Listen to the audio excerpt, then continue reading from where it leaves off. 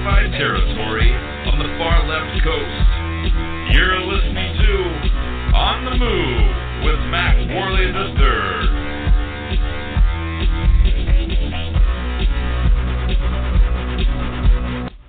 Hello, ladies and gentlemen, boys and girls, patriots and preppers.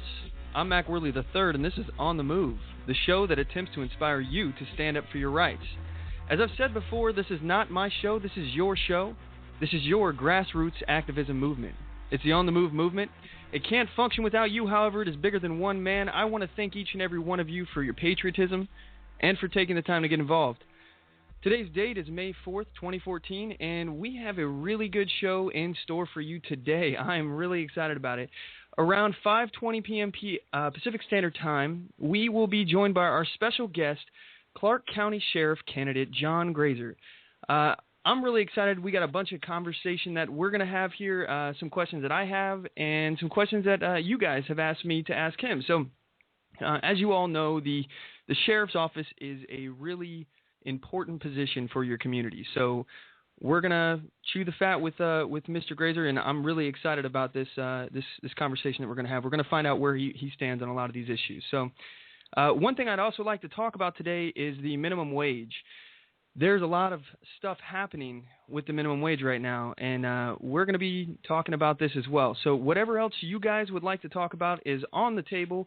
Whatever else comes up, we will talk about.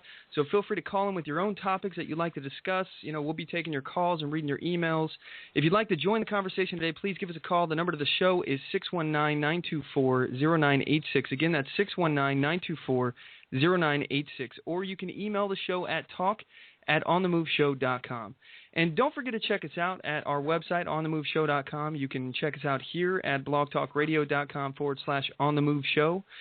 You can also check us out on our Facebook page, facebook.com/onthemoveshow. Don't forget to like us on there and subscribe to our YouTube channel, youtube.com/onthemoveshow. We got a bunch of original content on there, lots of videos, and I'm going to talk about some of the videos we just recently added here in a moment. And lastly, you can follow us on Twitter at On the Move Show on Twitter, or twitter.com/On the Move Show, whichever you prefer.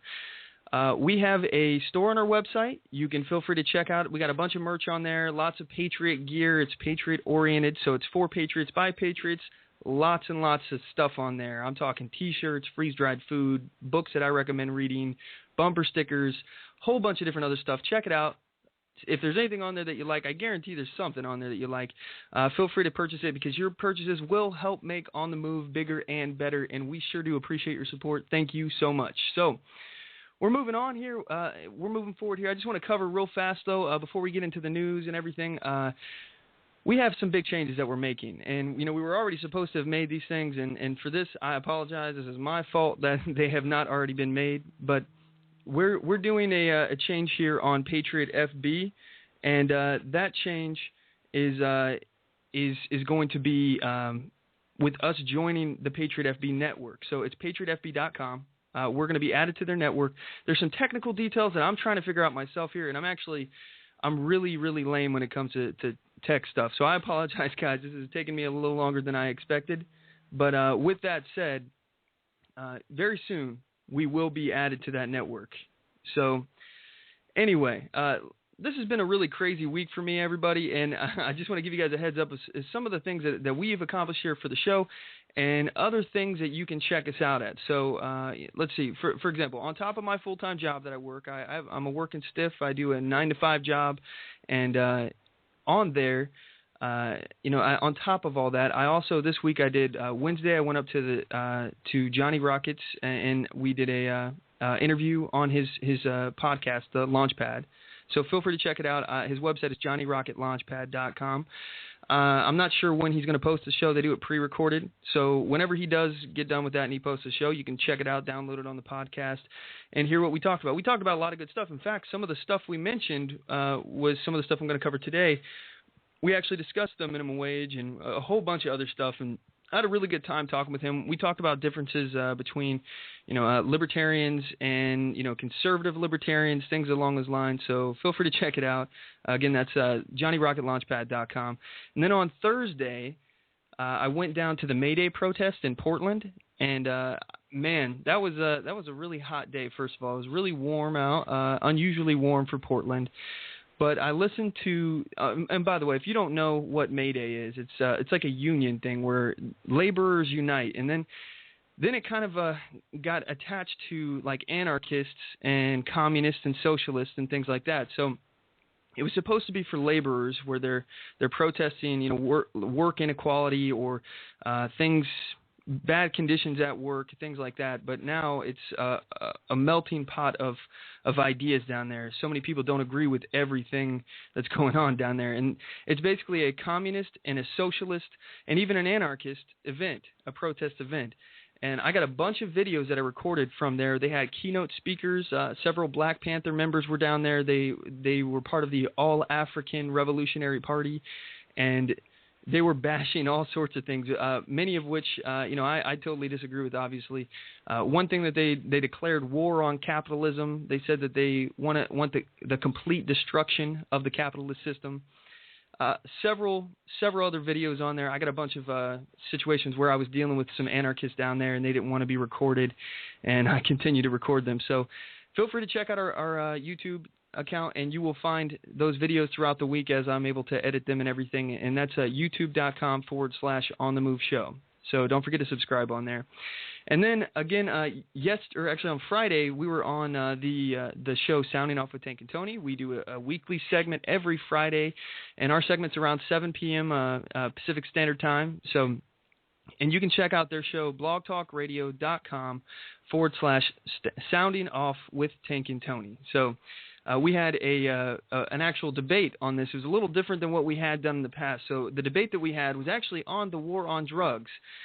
And I found it pretty exciting because it's really rare that people that I typically agree with on some things that I'm able to have debates with on things that we disagree. A lot of people, sometimes I feel like I'm preaching to the choir. I feel like the stuff that I talk about, a lot of you support me and support what the ideas that I have, or that I'm just regurgitating that somebody else already had. We already agree. We are the choir that we're preaching to. So it was really nice to have a conversation with two people that didn't agree with me on an issue, and we found some common ground.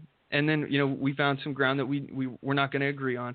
But I think it was a really, really good debate, and feel free to check it out on the show. Again, that's blogtalkradio.com/Sounding Off with Tank and Tony. So anyway, and again, we have been really, really busy here, and we are not stopping.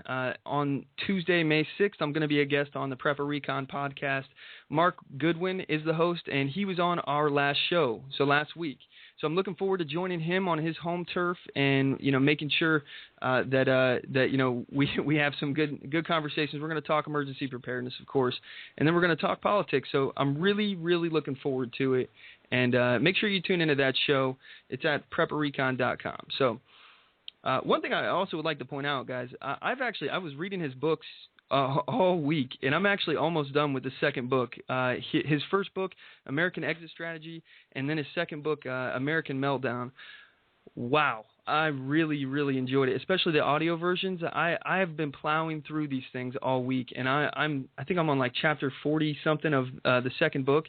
I've just been knocking them out like crazy. So if you guys haven't checked it out, check out his books, American Exit Strategy and American Meltdown. They are on our store in the shop area, in the gear section. So we have 3 different stores on there. So in the shop link, you click the gear store, and then it will open up, and you'll be able to see the books in there. So check it out if you're interested. A whole lot of cool information in there. It's a fictional tale of basically an economic collapse. So anyway, I really, really enjoyed those books, and I'm almost done with the second one. I can't wait for the third one to come out. So, all right. So at this point, guys, this is the section of the show where we enter into a new segment, and this segment is called This Day in History. This Day in History. Because people have got to know whether or not the president's a crook. Well, I'm not a crook. Yesterday, what country can do for you. Mr. Gorbachev defend our honor. 1941. And the people who knocked these buildings down. A date which will live in infamy. We shall fight in the fields and in the streets. We shall fight in the hills. We shall never surrender. All right, so on this day in history, according to Yahoo News, May 4th, 1970, 44 years ago today, Ohio National Guardsmen opened fire during an anti-war protest at Kent State University. It killed 4 students and wounded 9 others. So, if you guys don't know the history behind this, what happened at Kent State, let me please give you a brief history on it, a brief background of it. The students at Kent State, they were actually protesting the Vietnam War.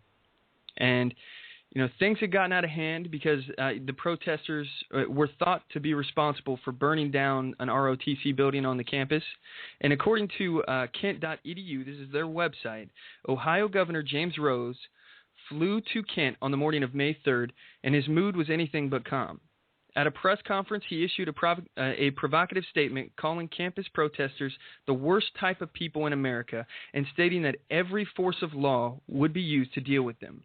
Rhodes also indicated that he would seek a court order declaring a state of emergency. This was never done, but the widespread assumption among both Guard and university officials was that a state of martial law was being declared in which control of the campus resided with the Guard rather than the university, and all the rallies were banned. So they were trying to ban free speech, basically, your right to assemble and things like that. They were really trying to lock down the situation, and maybe there was blame on both sides. Again, there's still a lot of questions about what happened, but regardless, what we do know is that the Ohio National Guard was called in to pacify the protesters. And it seemed to only end up agitating them further, from the way I understand it. Excuse me. The guardsmen, they used tear gas to break up the crowd, and it didn't quite have the effect that they hoped it would. The crowd, it had about 3,000 people in it, and there was thought to be about 1,500 of that 3,000 were active protesters, and out of that 1,500, about 500 were considered to be the core cadre of the protesters. So anyway, when they began shooting tear gas into the crowd started throwing the tear gas back along with rocks at the guardsmen. And anyway, shortly after noon on the 4th, General Canterbury, he made the decision to order the demonstrators to disperse. So a Kent State police officer standing by the guard made an announcement with a bullhorn. All right, and basically this had no effect, and the police officer kind of went into with the guardsmen, and they drove off, and they wanted to basically tell the protesters to disperse. They were trying to do this as much as they could. They went, and they ended up angering more of the protesters, and more shouting happened, and rocks were thrown. Anyway, they ended up retreating, and Canterbury then ordered his men to load and lock their weapons, and tear gas canisters were again fired into the crowd around Victory Bell, and the guardsmen began to march across the commons to disperse the rally. So the protesters moved up the steep hill known as Blanket Hill, and then down the other side of the hill onto Prentice Hall parking lot, as well as the adjoining practice football field. So most of the guardsmen followed the students directly, and soon found themselves to be somewhat trapped on the practice football field because it was surrounded by a fence. And again, there was more yelling and more rock throwing. And long story short here, I'll cut to the chase. The guardsmen ended up feeling that their lives were in danger at one point after they had retreated back to Blanket Hill. They had already moved back. And as they arrived at the top of the hill, 28 of the more than 70 guardsmen turned suddenly and fired their rifles and pistols.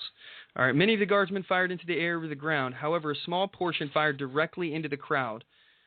Altogether, there was about 61 to 67 shots that were fired in a 13-second period. And like I said, the guardsmen claimed that the students were advancing in a way that they felt that their safety was being threatened. They claimed to fire in self-defense. So the courts found that the guardsmen were not legally liable for the shootings, and basically no guardsmen were convicted. To my knowledge, I searched and I couldn't find any convictions about that. So there are still many, many questions that surround this event.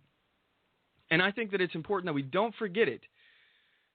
Would this event have ended up in this violent ending if the guardsmen hadn't been called? I would say that's pretty unlikely. I don't think that this much loss of life would have happened. So were the guardsmen actually acting in self-defense? that's, it's been defended in the court, so, I'm not going to go against that. But, who knows if they should have been there in the first place. So who should have been held responsible for this incident? The one thing is for sure for me is that whether it's peaceful or violent, the government, they only know how to respond in one way to a protest, through force. This, in my opinion, I think this was a turning point in the war, and it changed the hearts and minds of the people. And it did it in a fashion that we saw right before this. We've seen a similar situation happen like this, because people changed their minds when they saw this coming in their TV, and it was anti-war protesters being shot. It's America's children at college being shot. I mean, granted, these people are over 18, but still, to a lot of those parents who those kids belong to, those were still their kids.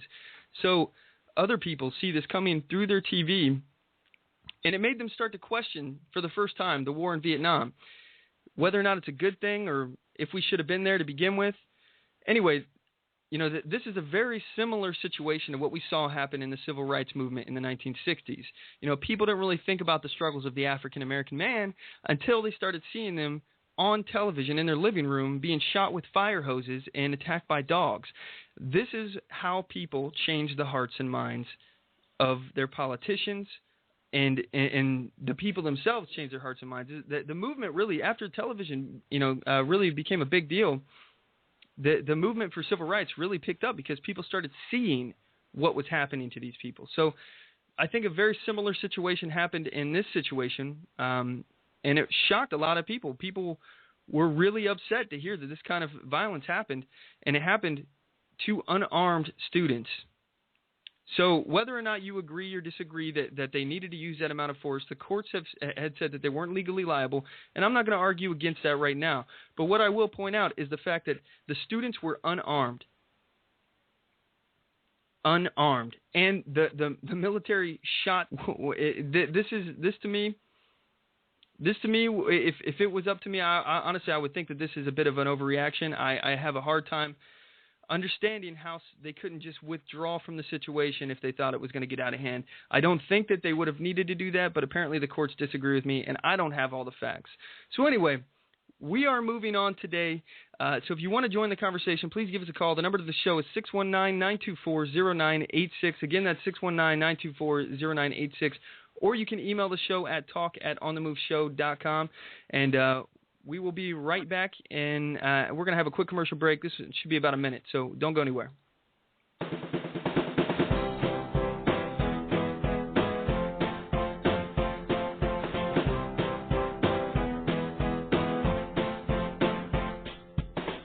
Support On the Move. Help us make this podcast bigger and better. You can do this by going to our store and purchasing one of our hundreds of products. All designs are original and made for patriots like you. Just go to cafepress.com/onthemoveshow. We appreciate your support.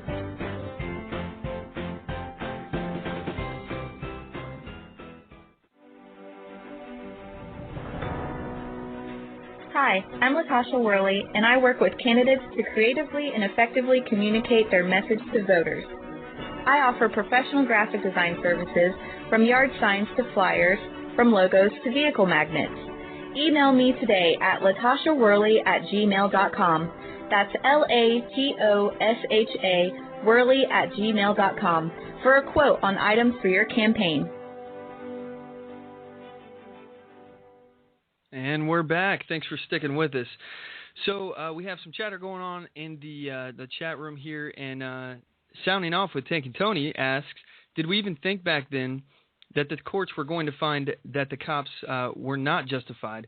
And as far as I know, I've done a little bit of research on this, and obviously I didn't live through this event, so my information is limited to what I've gathered over the internet. So as far as the courts found them not legally liable, and then it was appealed, and then they found them not legally liable again, and there were several different courts that this was held in. So anyway, as far as I know, all the courts had said that the guardsmen were justified. So but I have a hard time believing that the situation would have gotten this out of hand had the guardsmen not showed up to begin with. Granted, there is some suspicion that that the protesters were actually involved in burning down a building. So, how much property, are they going to allow them to damage? I don't know. And as far as this, I mean, it could very well be justified to protect property, but I would say that if the situation came to where you have to decide where you need to, actually attack unarmed civilians and shoot at them after you've already made a retreat, I think it would stand to reason that it'd probably be a better idea to just withdraw rather than shoot. That's just me. But again, I wasn't there, and the courts have ruled differently than what I think. So maybe they have more factual information than me. I don't want to sit here and speculate and guess too much. So. Anyway, at this point, we have a guest on the line here, a special guest, John Grazer. He is joining us, and he is running for Clark County Sheriff as a candidate. Are you there, John? Yes, I am, Mack. How are you? I'm doing great. How are you? I'm very good, thank you. So I'm pretty excited about you coming on the show. As you know, the sheriff office, that's a really important office for us to have, and it's a very influential office. Whoever's sheriff they are a big deal in our community, and they do have a lot of influence. So my very first question to you, sir, is why do you want this position? Well, I think I can make a real impact on the quality of life for the people that live in Clark County. Okay, so what in particular are you talking about? Well, we also have the attendant drug problems and gang problems and crime problems and things, but it all boils down to quality of life.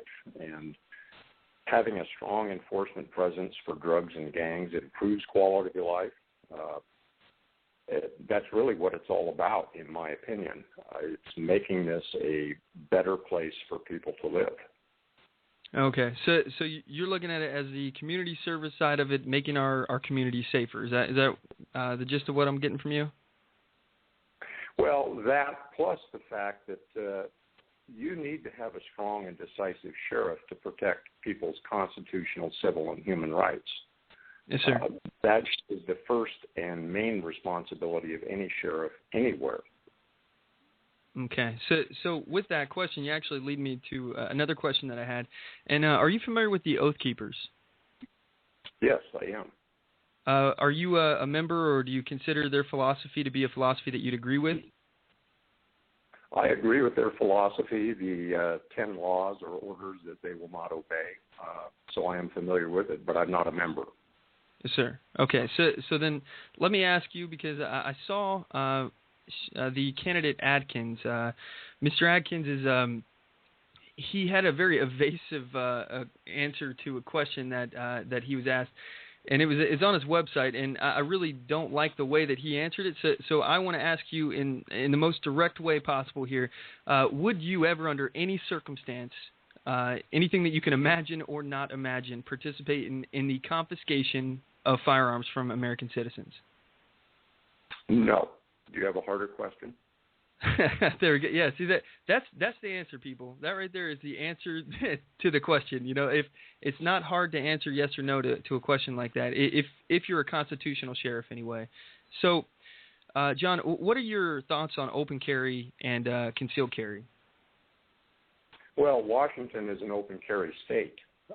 We also issue concealed pistol licenses. We are a shall issue state for concealed pistol licenses.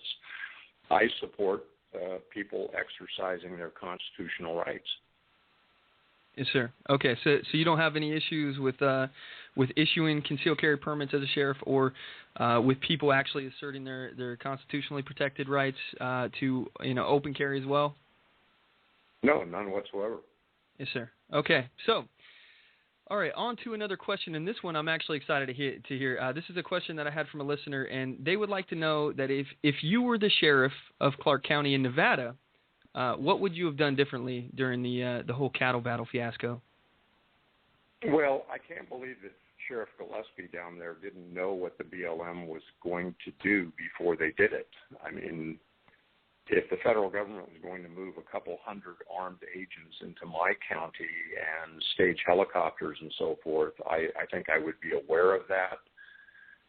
My belief is that the sheriff should have intervened, and if there was a lawful court order to seize those cattle, he should have been the one to approach Mr. Bundy and negotiate the peaceful surrender of those cattle.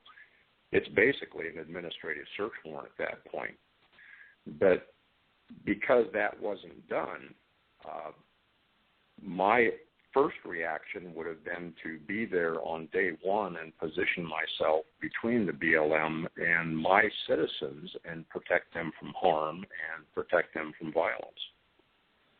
And as far as for my listeners, what did Sheriff Gillespie actually do during that situation?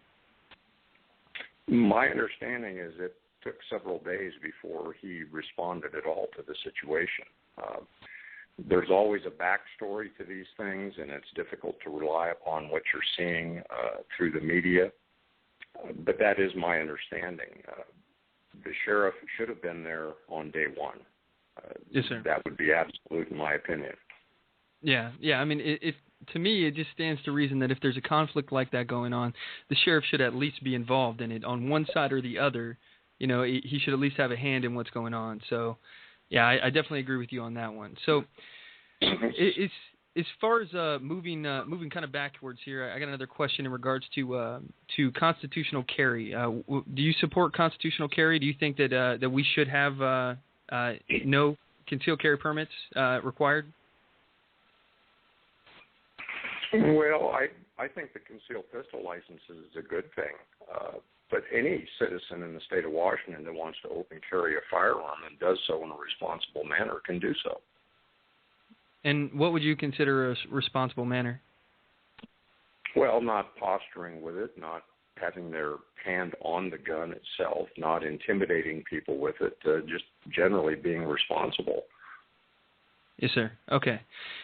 So as far as constitutional carry, are you familiar with that agenda, basically, that objective where people would like to be able to conceal carry or carry, period, without the requirement of a permit? I am familiar with that. The okay. concealed pistol license process in the state of Washington has been working well for a long, long time. I see no reason to change that personally. So just to clarify, I just want to make sure I'm understanding you correctly. That you're saying that you're not a fan of constitutional carry, then? No, I respect constitutional carry, but the fact that we have a law in the state of Washington, which I would take an oath to uphold, requires concealed pistol licenses for concealed weapons. So, like I said, the system has been working well for a very long time in the state of Washington, and there's no need to mess with it at this point. Okay. So I have another question here from one of our listeners, and they are asking about something on your website here. So your website, it states that you're going to introduce a predictive policing program making use of cutting-edge technology, and they'd like to know exactly what that means. Predictive policing is essentially a software algorithm that predicts crime occurrences. It takes information that comes from the 911 center when someone reports a crime. It takes the location and the date and time of the crime, and I'm not sure how the algorithm works. It was originally designed to predict aftershocks for earthquakes, but they modified it to do this type of an analysis. It actually predicts the occurrence of crime, and it plots it on a map for the police officers in 500-foot by 500-foot boxes. So when they have time available, they can spend time at or in those boxes, and they can either deter crime from occurring or they can catch people committing crimes in the act. It doesn't collect any personal information at all. It's just spatial and temporal analysis. I see. So it sounds an awful lot like a Minority Report kind of situation where they have like pre-crime units, stopping crimes before they happen. Well, it isn't that sophisticated. It simply gives the police officers an opportunity to head in that direction of a predicted crime occurrence. It can reduce response times, and a lot of the agencies that have implemented this software have seen reductions in crime in general up to 30%. It's a force multiplier when you have limited resources. Mm-hmm. And as far as what you're recommending on this would be, if there's free time, basically send people to areas where these predicted algorithms think that there will be crime, based on, previous statistics of when it usually is happening, times of day, certain days of the week, at times of year, things like that.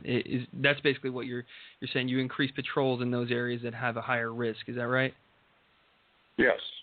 Okay. It's no different than having a crime analyst that works for your department that manually pores over crime reports and says, hey, there's a pretty good likelihood that something might happen in this neighborhood, so hang out in there if you can. This automates the process, makes it more efficient is all.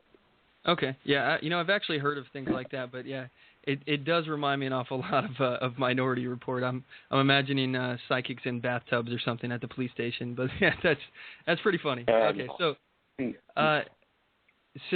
I got another question here for you. So one of my listeners, they're asking, with more people aware and concerned of government surveillance at a cost of privacy, can you promise to keep license plates tracking and drone use out of our county?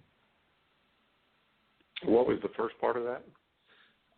They were asking, saying with more people aware and concerned of the government surveillance at the cost of privacy, they want to know if you'll be able to keep license plates tracking and drone use out of the county. Oh, well, yeah, in the case of drone surveillance, absolutely. I support the use of drones if we're using it for search and rescue for lost children and hunters and things. And I would support the use of it during a tactical operation on a per-incident occasion, but not for general patrol or surveillance activities. The license plate readers, that's kind of a tough call because there is value to law enforcement for doing that, but you could also use it selectively as well if you're looking for a particular getaway vehicle or something like that. So I think you have to balance privacy needs with effective law enforcement. Okay. So another question here we have. One of my listeners here, he wants to know, he says, first of all, two of your opponents for sheriff, Owens and Atkins, they have pictures with armored military vehicles in their campaign media. And they think basically that most citizens would agree that our communities have no use for armored vehicles in our community, and they'd like to know if you'd be interested in keeping these weapons of war out of the department, possibly selling it for revenue. Is this something that you'd want to continue to utilize, having these armored vehicles, or are you more for us not having a need for them? Well, from the standpoint of being fiscally responsible, they actually have 4 armored vehicles. I'm concerned about that. The situations that SWAT teams are called out that pose the greatest danger to citizens and to officers, there is value of having a vehicle like that for their protection to approach a house. I don't think we need 4 of them, to be honest with you. Mm-hmm. But there is value in protecting officers and citizens and having those types of vehicles. But they're only used on a per-incident basis. They're not used in random patrolling or just out driving around. Yes, sir. So as far as that, if you did become elected sheriff and we have 4 of them, what are your plans? Are we getting more or are we getting rid of some? Well, we're certainly not getting more. I have to look at what the application of those is. I know one is down in the city, one is stored out in the county to make it more of a rapid response. But do we need 4? I seriously question that. Okay. So, another question from a listener here. In California, some of the officers started wearing video cameras on their person, and in a 12-month period, there was an 88% decrease in complaints filed against the officers and a 60% decrease in the use of force. So their question is, the technology helps with accountability, but also officer safety, and it has evidence behind it with these statistics. So would you consider implementing something like this in your department? Well, I saw that article, and I'm intrigued by it. I would want to take a look at that and do my own investigation of it. But the first thing that came to my mind when I saw that is, would you want to be monitored and recorded every second of the day at your workplace? I mean, police officers are human too. If that can be turned off or turned on for selective use where they're out contacting a citizen or something, then okay, that's one thing. But just having them on during their entire shift that's monitoring their every behavior, I have a problem with that. Well, I can see applications for it. For me, being a small government, and really the main laws that I'm a big fan of being created are laws that restrict the government. So that to me, I look at it as they're a public servant, and if they are in fact working on behalf of the public towards the public good, then they shouldn't have an issue. As long as they're not breaking the law, doing their job, they probably shouldn't have an issue being recorded. And especially in the world that we live in today, there's so much already recorded. If you step outside your house, you're probably being recorded by 3 or 4 different cameras at once. So, I find it. I like the idea of recording it during their incidents, but at the same time, I don't really think that it's something that people should rely on. I think that, in my opinion, people should record the police officers themselves because at least they have control over that video. And I don't know though. It's one of those that, like you were saying though. It's a complicated balance between privacy of the individual, not only just the police officer, because in my opinion, they have absolutely no privacy while they're performing public duties.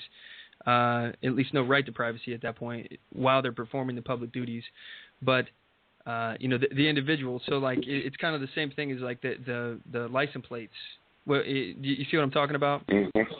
Yeah, so I see. Well, I mean, there is widespread acceptance of video cams in patrol cars for traffic stops and things. So we've already started that process.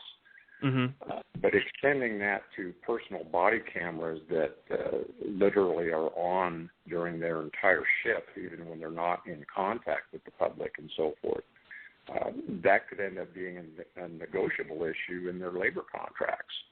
So it's something that I would need more research on. I'm really not factually prepared to address that issue at this point. Yes, sir. Yeah, I understand. And with that, I think there's a lot of good that can come from that. Obviously, if they're using less force and they feel like they're being held more accountable, but at the same time, it also has those same privacy factors involved. And for me, I personally, really the only way I would feel a lot more comfortable with that is if the police officers didn't have direct access to it. For me, if another outside entity or something had access to it and the police officers themselves were not able to access that video unless through court order or something like that. That's just my personal opinion, because otherwise it doesn't really matter. The video can get lost, can get edited, things like that. So it doesn't really matter. Anyway, I got another question here, and it's about one of the things that you said that you were going to do. My listener says, you say you're going to enhance the narcotics enforcement program. So what exactly do you mean by that? We were talking about the war on drugs earlier. So what do you mean when you say enhance the narcotics enforcement program? Well, I'm a former commander of the Narcotics Task Force here in Clark County, and I'm well-versed in how to conduct narcotics investigations. Right now, our Narcotics Task Force is only investigating mid-level and above dealers. They're not addressing drug houses and street dealing. We have a proliferation of heroin and other drugs, particularly in our schools. People are complaining about finding needles on sidewalks and in parks. And that, frankly, doesn't surprise me, because if there's no street-level enforcement going on, that's what you should expect to take place. I want to refocus and repurpose the work of the Narcotics Task Force to community-level issues, drug dealing on the street and drug houses in the neighborhoods. I instituted the Knock and Talk program here in Clark County, and our first year of operation, we shut down 364 drug houses. So it's an effective program, and it does work. And that program, for my listeners, can you explain what that program actually did? Well, the program is so simple. that's, I think, what makes it effective. Knock and talk is you simply go up and if you have a suspected drug house, you knock on the door using public access, and you simply engage them in conversation about the drug dealing or suspected drug dealing going on in the house. 80% of the time that we did that, we were admitted into the residence, and people voluntarily turned over drugs to us, and we took care of the problem. Wow. Well, that's funny. These drug addicts in drug houses, they're not very smart about letting police officers in their house. That's pretty funny, though. Well, when I first read about it, because I didn't invent the program, it was actually invented in South Lake Tahoe Police Department. I read an article about it in a trade magazine, and I thought, this is so simple, it's stupid. So I called the guy up that started the program and said, does this really work? And he said, you can't believe how effective it is. Wow. So after having a conversation with him, I put it together to use it here, and we primarily used uniformed officers to do that, so it didn't impact the officers dedicated to narcotics enforcement. And it was unbelievably effective. So 80%. I just want to clarify. 80% of people, when you do a knock and talk, 80% will let the officer into the home. Yes, that was our statistic. I don't know what statistic they're using now. I don't know what the effectiveness of that is now. I think it's pretty limited when they do use it now. Mm-hmm. Okay. Yeah, that's pretty incredible. Well, it is incredible that the main point is that it was extremely effective. We took care of a problem in people's neighborhoods and improved their quality of life. Mm-hmm.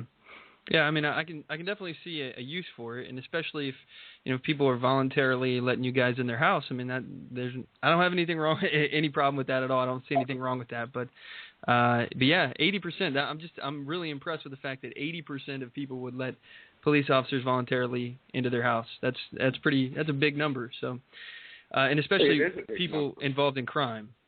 Well, yeah, and the 20% that did not simply said, get off my property, and our instructions to our officers and deputies was that if they tell you to leave, then leave.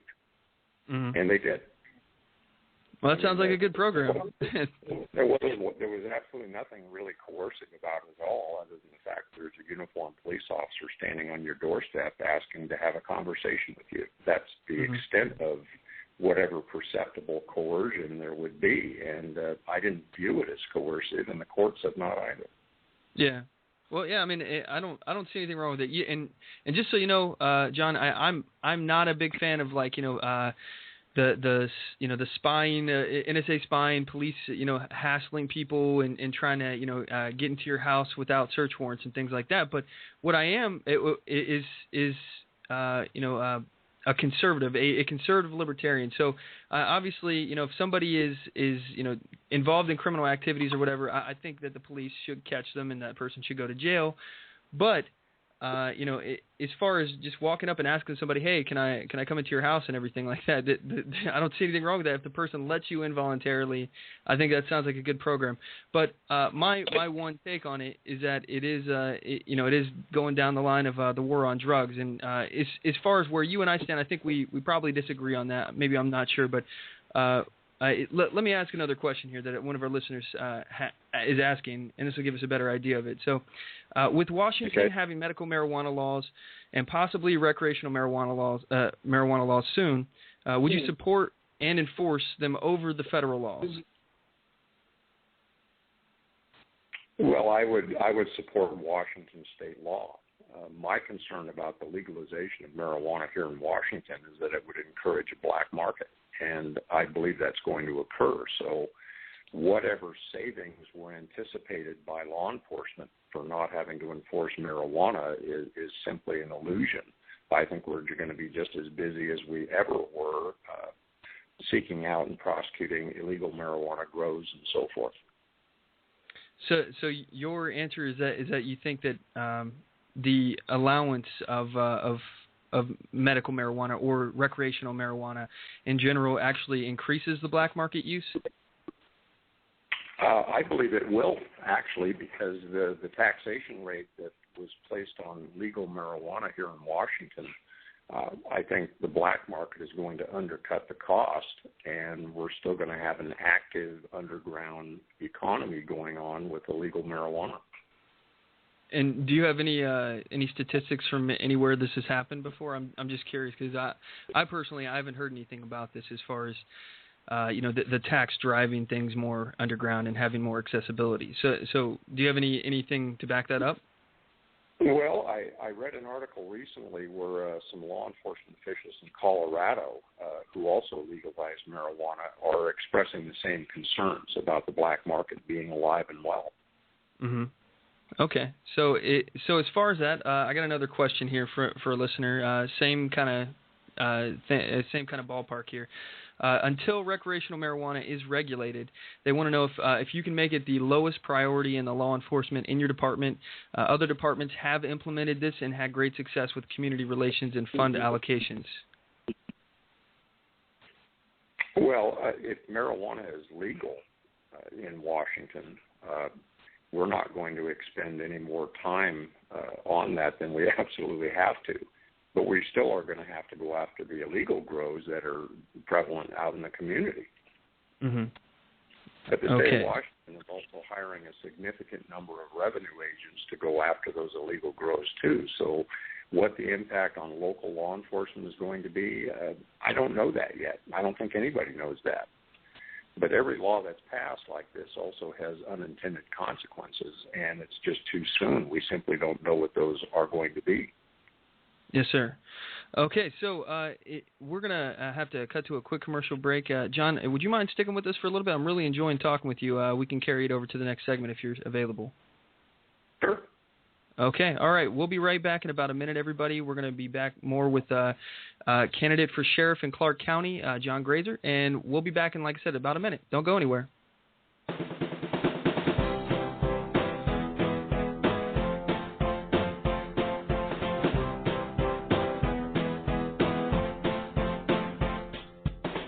Support On the Move. Help us make this podcast bigger and better.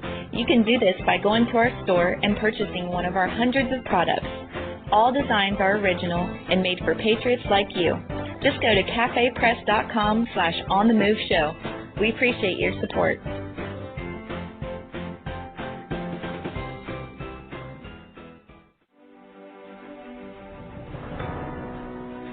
Hi, I'm Latasha Worley, and I work with candidates to creatively and effectively communicate their message to voters. I offer professional graphic design services from yard signs to flyers, from logos to vehicle magnets. Email me today at latashaworley@gmail.com. That's LATOSHA Worley@gmail.com for a quote on items for your campaign. And we're back. I appreciate you all sticking with us. All right, we have sheriff candidate for Clark County, John Grazer, on the line. Are you there, John? Yes, I am. Okay. All right. So I just wanted to pick up where we left off here. I got a couple questions for you from listeners still. I know we've been plowing through them, but there's a lot of people that are really interested in this race, and they want to know where you stand. So another question here we had from a listener. He asked, are you against gun-free zones? Well, the state of Washington has established gun-free zones by statute in a number of places. I'm not in favor of expanding that, but I have to respect the ones that are in place.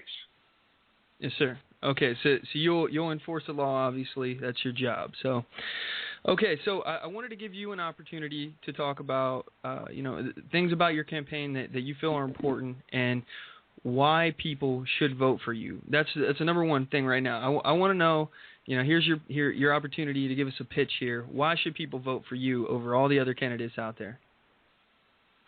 Well, I think I'm the only candidate at this point that has put together a platform correctly identifying the issues facing the people of Clark County. I'm the only candidate that has developed plans, strategies, and ideas to deal with those issues. I think I could summarize by saying that my opponents want to be the sheriff. I want to do the job of sheriff. Yes, sir. Okay, so as far as your qualifications and experience, things that you bring to the table as far as being a sheriff, first of all, what are your qualifications and experience, and how do you think that your past will help you in the future of being a sheriff? Well, I spent about 22 years with the Clark County Sheriff's Office. I investigated everything from misdemeanor crimes to homicide. I was a SWAT member. I was a detective. I was a canine handler. I was a sergeant of patrol and detectives. I was a lieutenant administrative assistant to the sheriff. I was the divisional manager of our criminal and jail records. I was the commander of the Clark County Narcotics Task Force. I was the commander of West Precinct when I retired. I have considerable experience in the administration of law enforcement. I also have a degree in administration of justice. I've lived in my community for about 55 years. My family is here. My kids are here. My grandkids are here. I think I have considerable experience and plans and ideas on how to effectively lead and manage the sheriff's office. Yes, sir. Okay, so we got one last question here from a listener, and they want to know if you support the Constitution, the Bill of Rights, and they want to know if you're willing to sign the Constitutional Sheriff and Peace Officers Association resolution. I'm not sure if you're familiar with that, but I'm not. I think that may actually be something related to Sheriff Mack and some of the things that he's doing. Are you familiar with Sheriff Mack? Oh yes, I'm very familiar with Sheriff Mack. His 1994 case against the Brady bill that resulted in the landmark 10th Amendment ruling was outstanding. But he also showed us the proper way to deal with these types of situations. If you're instructed by the federal government to do something that you fundamentally disagree with and believe it to be unconstitutional, take it to court. That's the way our system is supposed to work. That's what he did, and he won. And it was for the betterment of everybody in the United States, to be honest with you. So, yes, I do support the Constitution. Obviously, the oath requires you to support the Constitution of the United States and the state of Washington and to obey all the laws. So would you be willing to sign the Constitutional Sheriffs and Peace Officers Association resolution? No, I'm not, and let me tell you why. It's the same reason I'm not going to join the Oath Keepers. The Sheriff of Clark County represents an extremely diverse community. We have people on both ends of the spectrum politically. We have incredible diversity in our demographics. The sheriff needs to be accessible and approachable by all citizens, regardless of what their political persuasion is or where they're coming from. I do not want to be defined by the organizations that I represent or belong to. So I don't join any organizations other than professional law enforcement organizations because I want to be approachable by all citizens and not present myself to them as having a preconceived opinion, idea, or notion that might preclude them from even wanting to talk to me. Okay, so with that said, are you running as a Republican or? I'm running as a Republican. Okay, so but you don't want to be affiliated as as only like related to Republican ideals or something, or I guess I'm confused because that's the partisan nature of running as a Republican rather than like an independent, right? Well, I'm a Republican because I am a conservative, and I'm a fiscal conservative, and I will apply those principles in the management of the sheriff's office. But we have a lot of Democrats that live in Clark County as well, and independent and nonpartisans. And I need to be accessible and available to them. But most importantly, I want them to be comfortable to be able to approach me to discuss any issue with them. If I align myself with any particular organization that might be viewed as, say, a right-wing organization, or if I align myself with, say, a left-wing organization, that would prevent or preclude people from feeling comfortable to come and talk to me about any issue that's on their mind. So I do not want to join any other organizations like that would define me. Well, I get where you're coming from, but I would say that just because you're part of an organization, and just to point out the fact, I mean, you are actually part of a partisan organization, being that you are a Republican. you are actually already affiliated with that, and there is that kind of, paradigm there, left-right paradigm, where it's kind of like, you are part of the Republican Party. So I get where you're coming from, though. You want to be able to represent the people, all of them, not just the Republicans, but also the Democrats and everybody out there. You want to be able to give equal representation and have people feel comfortable around you. My only point is that I think that you already are part of this separation right there. Just claiming to be a Republican Party makes Democrats feel a little less open to you. You see what I mean? I really haven't found that to be the case. I have strong bipartisan support in my candidacy for sheriff. Yes, and that's because I seek out everyone that I can to talk to them. And when I sit down with somebody, I don't ask them if they're a Democrat or a Republican or a Libertarian or an independent, because it doesn't matter. Mm-hmm. I talk to everyone, and I want everyone to feel free and comfortable to come talk to me. I agree philosophically with the Oath Keepers and the constitutional sheriffs, but I'm not going to join their organizations. Yes, sir. You may not always agree with me, but you'll always know where I stand. Okay. And you know what? I also want to say I really appreciate you coming on the show. And, I really appreciate how candid you've been about everything. And I know, you and I don't agree on all these issues together, but, I do appreciate you telling me exactly where you stand on them and not dodging questions, being evasive. It's been a pleasure talking to you. And is there anywhere that my listeners can go to find out more information about your campaign, maybe get involved if they're interested? Sure. My website is www.grazerforsheriff.com. I also have a Facebook page, which is facebook.com/grazerforsheriff. Yes, sir. I would welcome people to call me either on the phone or email me. I put my personal phone number on the website. I will answer it myself, and I'm very good at responding back to people that have questions for me. Outstanding. All right. Well, I really appreciate you coming on the show. We're going to go ahead and cut to a commercial break, and then we're going to move forward into a couple other segments that we have. Again, sir, I sure do appreciate you coming on the show. And if there's ever anything I can do, just give me a holler, and I'll do everything I can to help you out. All right? I appreciate that, Mack. It's been a real pleasure. Yeah, me too. And again, thank you so much for coming on the show. With that said, everybody, we're going to cut to a quick commercial break, and when we get back, we're going to start out with the next segment of the show, and this segment is going to be called Ask Mack. We started it last week, and I'm pretty excited because we got a bunch of questions that we're going to be plowing through here. So everybody, stick around. Don't go anywhere.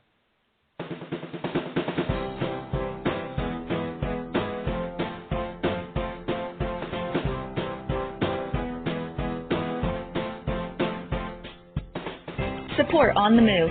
Help us make this podcast bigger and better. You can do this by going to our store and purchasing one of our hundreds of products. All designs are original and made for patriots like you. Just go to cafepress.com/onthemoveshow. We appreciate your support.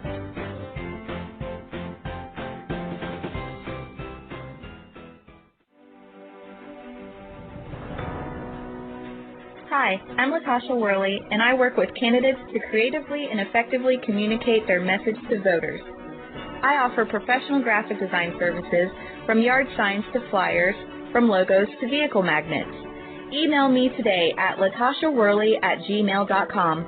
That's LATOSHA Worley@gmail.com for a quote on items for your campaign.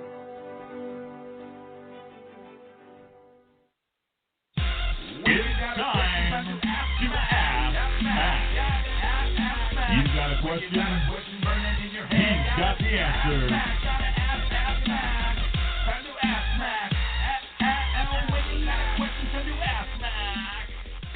All right, this is the new section of our show, and it's called Ask Mack. So if you want to get involved, take ownership of this show, as I say, every week, this is not my show. This is your show, everybody. So take ownership, get involved. Ask me your questions. Send me stuff. I'll give you my opinion on it. You have an opinion, get it out there. That's what this whole thing is about. So anyway, we got a few questions that were sent to me, and if you want to send your questions, I'll answer it live on the air. You can ask your questions in several ways. Feel free to email us at talk@onthemoveshow.com. You can call in at 619-924-0986. Again, that's 619-924-0986. You can also, ask your questions. You can post them on facebook.com/onthemoveshow or tweet us at onthemoveshow. And make sure that your tweets include the hashtag AskMack. So, anyway, with that said, we have a listener, my good friend Johnny Rocket of the Launchpad. He asks, do you think some people with PTSD cases are faking it? And if so, what percentage do you think is faked, in my humble opinion? So, I'm not going to pretend to know statistics in my humble opinion, but what I will do is I'll do research on it. So that's what I did. I researched the situation, and I found out, according to PsychCentral.com, a 1990 law allows the Veterans Benefits Administration to cross-check its rosters with federal tax and security databases to find unemployable veterans who are reporting work-related income. Okay, so they're unemployable, but they have work-related income. So in 2004, this program identified 8,846 such veterans who reported at least $6,000 in earnings, including 289 of them with an income of $50,000 or more. Well, these people are supposed to be unemployable. So how are they making an income? Anyway, out of the 1.6 million troops who served, we're talking about a known 8,846 problem individuals. So with that number, that's only a 0.55% of people who are faking and have some kind of, still getting income. So who knows how many people are not still working, but, at 0.55%, that's such a small percentage that I think that it's more important that we focus on helping those that have the problems, and less about trying to scrutinize people and make them try to basically feel bad or feel like they're liars, things like that. I think PTSD is a stigma to begin with. A lot of people look at it as a really, really negative thing, and they're afraid to tell people that they have PTSD, especially in the military. Being somebody in the military, I know how it is. When I was in the military, I was specifically told, if it was anything mental health related, it's going to go on your record, and it may or may not affect you in the next promotion. So, if something as small as if you wanted to go in and get marriage counseling will go on your permanent record in the military. And now they see, this guy, he's got marriage problems. Okay, all right, maybe that will affect you getting a promotion down the line. You don't know. So think how bad PTSD, the stigma of PTSD, is in the military. People are afraid to tell people about it because they're afraid they're either going to get kicked out or they're not going to be able to get promoted. They're afraid it's going to have negative impacts on their career. Not to mention the fact that they're already trying to take away people's rights who have PTSD. So you serve your country, you go overseas, and you fight for your country, and you come back, and now you're having PTSD from it. You've developed PTSD, and now they want to take away your Second Amendment right, your right to bear arms. That right there. Look at it. People are hiding the fact that they have it. People don't want people to know about it because there are consequences. So let's make it easier for them. That's just my opinion. Let's pay the people who have problems. Obviously, if we run across individuals like these 8,846 people who are supposed to be unemployable, but yet they're still earning work-related income, let's investigate it. Find out what is the situation here. Should they really be listed as unemployable? Maybe it's just an error, an administrative problem on our side, and they shouldn't be listed as unemployable anymore. Maybe they still have something going on, but there should at least be an investigation on these people. But probably the way that they look at it is that it probably costs more money to investigate all these people than it does to just continue paying them the amount of money per year. I don't know, but this is like how the government works. It's fraud, waste, and abuse. Then on top of which they have like these little risk assessments where they're like, all right, it's going to cost more money for us to investigate this than it does just to continue paying. So let's just continue paying.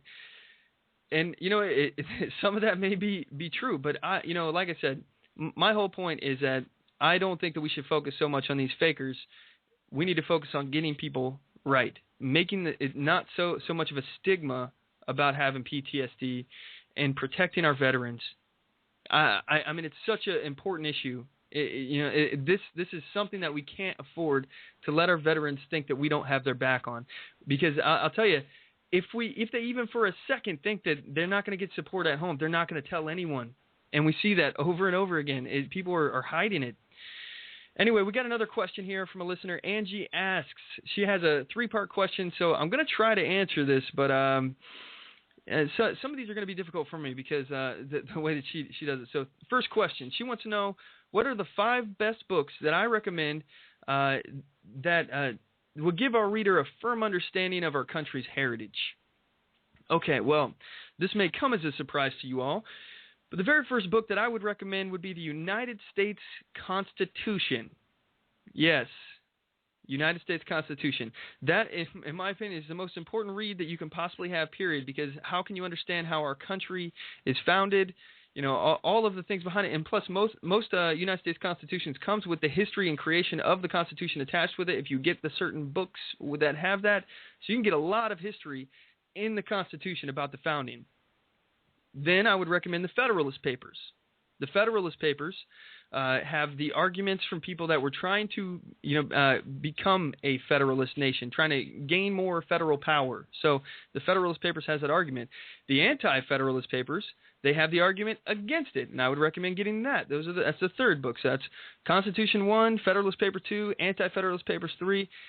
And then the fourth book that I would recommend is something that I read not too long ago, and I'm actually still in the process of knocking it all out. But I've read parts of it, and I really have enjoyed what I've read so far. It's Miracles and Massacres by Glenn Beck, and it tells not only the beautiful parts of our history, the parts that we all look at and love to think about, look back fondly on, but it also tells the ugliest sides of our history, like Wounded Knee, where we massacred a ton of unarmed Native Americans. This situation was horrible, and I've actually talked about this in the past when we did This Day in History. So I won't go too far into that, but as far as this, it tells the good things of our history, and it also tells the bad things of our history. And I think it's important that we know about the bad parts of our history so that we don't repeat it. We learn from our mistakes. We don't just gloss over them and assume that we're this, almighty superpower that does no wrong. We are capable of evil, but we need to learn from our mistakes. So, with that said, the 5th book that I would recommend reading would be The Liberty Amendments by Mark Levin. And I've been reading this book and rereading this book. I love this book, by the way. It's rich with history. It's sometimes it may be a little bit hard to read. It's got a lot of very large words. I tend to go by the philosophy of when you're writing something, write on an 8th grade level, because that's what most people read at. But Mr. Levin is a very smart man, and he uses very, very big words. So in my copy of this book are a bunch of underlined words, and then I go look up what the word meant later. But it's a very good book. I like his idea. His main idea is to do a state convention where we can get back to a more constitutional republic. So with that said, I'm actually a big fan of that idea, and I've talked about it in the past. I can continue to talk about it more, but I won't. I'll let you guys read that if you're interested. But just so you guys know, if you are interested in getting a copy of these books, they are on our website, onthemoveshow.com. Click the shop link, go to the 3rd link down in the gear store, and the books are in there. So feel free, if you're interested in getting them. I'd highly recommend reading all 5 of those. Great books, especially the Constitution. I'm a big fan of that. Anyway, so Angie also asked us a part 2 of her question. Who are my 3 political figures that I admire the most? She wanted me to give 2 that are still living. So I apologize, Angie. I can't do that part. The 2 that are still living. I've come up with basically the whole concept that no one is perfect. And that's one thing that I've really learned over the last few years. I don't have any more heroes, especially in politics anymore, at all. No one. I always find that my heroes, they turn out to be a bunch of chumps, and so I just stopped looking for people to look up to. Now, the only person I really look up to is myself is for inspiration, and or at history, and I'm not saying that I'm amazing or anything, because I'm not, but I try to be the person that I want to be. That's what I look up to. I look up to the future person that I could be. I don't know if I'll ever be that person, but I try. Maybe one day. I don't know. Anyway, as far as that, I also look at history. And I can give you 3 people throughout history that I look up to. And first of all, the very first person here is Thomas Paine. Thomas Paine, he wrote the book that sparked the American Revolution and Common Sense. And one thing that I actually, I got a quote, I posted this on Facebook not too long ago, so if you're a friend of mine, you would have seen this, but I'm going to read it anyway because I really, really like it. And this is something Thomas Paine wrote in The Crisis. These are the times that try men's souls. The summer soldier and the sunshine patriot will, in this crisis, shrink from service of their country. But he that stands by it now deserves the love and thanks of man and woman. Tyranny, like hell, is not easily conquered.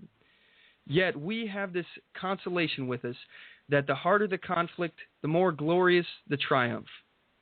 What we obtain too cheap, we esteem too lightly. It is dearness only that gives everything its value.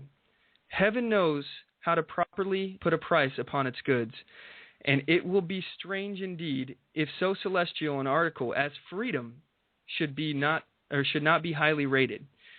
Anyway, isn't that just amazing?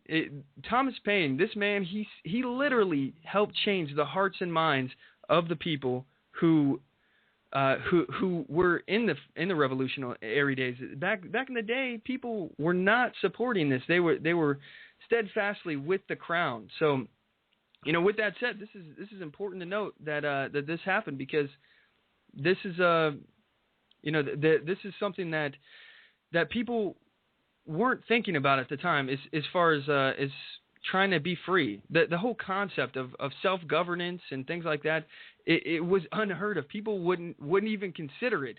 But now, thanks to Thomas Paine, he actually helped spark the American Revolution. He changed the hearts and minds. I mean, this is a great thing that happened. And if you haven't read Common Sense, by the way, I'd highly recommend reading that book as well. So, anyway, my second favorite person throughout history, the person I look up to, not for everything, obviously, but for specifically a few things. George Washington. He is my favorite politician that has ever lived. And the reason why is because he gave up his power. He could have been king of America. He could have been. In fact, his advisors talked about it briefly, and when they said something about it, George Washington shut them down. He said, never talk about that again. I find this very, very fascinating, the fact that this man, he could have just walked in and been king, and no one would have given a second guess. No one would have thought about it twice. And he said no, he didn't want this kind of power. He's the one that established the whole philosophy of a reluctant politician.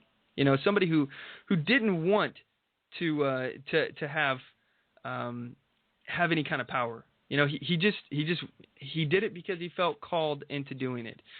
So, with that said, I really do look up to him. I do think that it's very interesting that he spent the remaining years of his life after he got out of politics, he spent him afraid that he was going to do something that was going to ruin his reputation. His reputation was very important to him. He was terrified his last few years.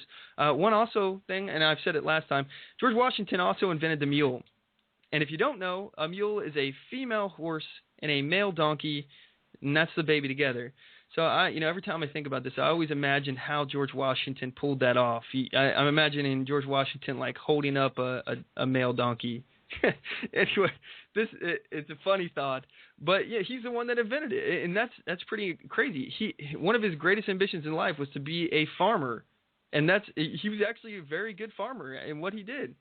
Okay, so my third person I look up to is Thomas Jefferson. Thomas Jefferson. Man, this guy, he knew his stuff. He was very soft-spoken, but he was a man of many words. In fact, there's a story I heard. He was given his inaugural address, And back then, this is a day before microphones and things like that. So he's in front of Congress, and nobody understood a word that this man said because he was just up there mumbling. And he was a horrible public speaker. He was absolutely horrible. Nobody understood a word he said until they read it the next day in the newspaper, and then they're like, "Oh, wow, that was amazing." But this guy, he was not articulate. He wasn't able to speak well in front of a crowd, but he was amazing at written word. And to top it off, he got even more radical when he saw the French Revolution. When he saw these people fighting for their freedom and standing up to their king, the radical nature of him, it actually grew even more than what it already was. So I really like that about him. He's actually authored so many of my favorite quotes throughout history. I mean, there's a ridiculous amount of quotes that he had. So anyway, with that said, those are my favorite people in history. Angie, I'm gonna read your next question on the next show, so we'll get back to it because we're kind of running over here on time. So again, if you have a question that you'd like to ask on the air, I would be happy to read it off. Feel free. There's so many ways that you can ask your question, and we will answer it live on the air on the next show. So you can call us 619-924-0986, or you can email us at talk@onthemoveshow.com. You can post your question at facebook.com/onthemoveshow, or you can tweet us at onthemoveshow. And again, don't forget to use the hashtag AskMack. So with that said, we are going to take a quick commercial break, and when we get back, we're going to enter into the next segment, and it's called the Mack Attack.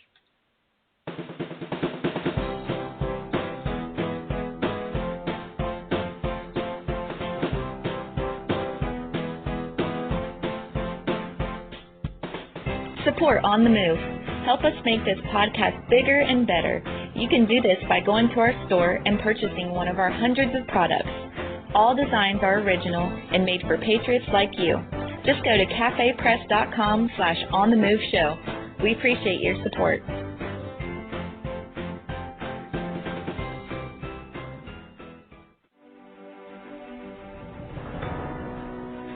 Hi, I'm Latasha Worley, and I work with candidates to creatively and effectively communicate their message to voters. I offer professional graphic design services, from yard signs to flyers, from logos to vehicle magnets. Email me today at latashaworley@gmail.com. That's LATOSHA Worley@gmail.com for a quote on items for your campaign. And we're back. I sure do appreciate y'all sticking with us. So, all right, I have a question for you guys, and I just want to know, has everybody been following what's going on with the minimum wage? Because that's what we're about to talk about in this next segment that we like to call the Mack Attack.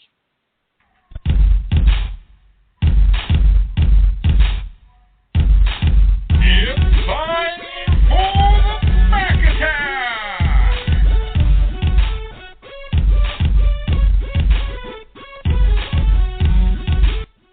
All right, this is a segment of the show where I give you my take on outrageous events in the news. So if you'd like to join the conversation today, please give us a call. The number to the show is 619-924-0986, or you can email the show at talk@onthemoveshow.com.